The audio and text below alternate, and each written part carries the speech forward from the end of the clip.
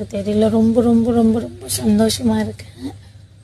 நான் ரொம்ப ரொம்ப ரொம்ப ரொம்ப முக்கியமான ஒரு இடம் என் லைஃப்பில். இது எனக்கு அவ்வளோ இம்பார்ட்டண்ட்டான இடம்னா அது எனக்கு சொல்லவே தெரியல. அந்த அளவுக்கு ஒரு இம்பார்ட்டண்ட்டான இடம் இது.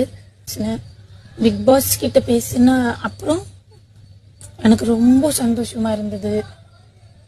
என்னோட ஸ்ட்ரெஸ் எல்லாமே இறங்கிருச்சு. நான் ரொம்ப ஹாப்பியாக ஃபீல் பண்ணேன். ரொம்ப பயங்கரமாக ஒரு பூஸ்ட் கிடைச்ச மாதிரி இருந்தது.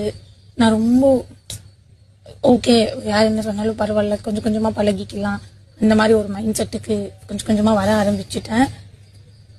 பிக் பாஸே சொன்னார் இந்த வாரம் நீங்கள் நல்லா பண்ணீங்கன்னு சொல்லி. பட் ரொம்ப ஹாப்பியாக இருக்குது.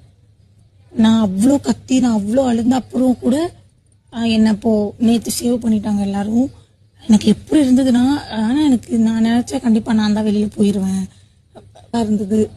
ஸோ கண்டிப்பாக இதுக்கப்புறமா கூட என்னோட எஃபெக்ட் என்ன இருக்கோ அதை நான் போடுவேன். யார் என்ன பேசினாலும் அதை நினச்சி நான் கவலைப்பட போகிறது கிடையாது.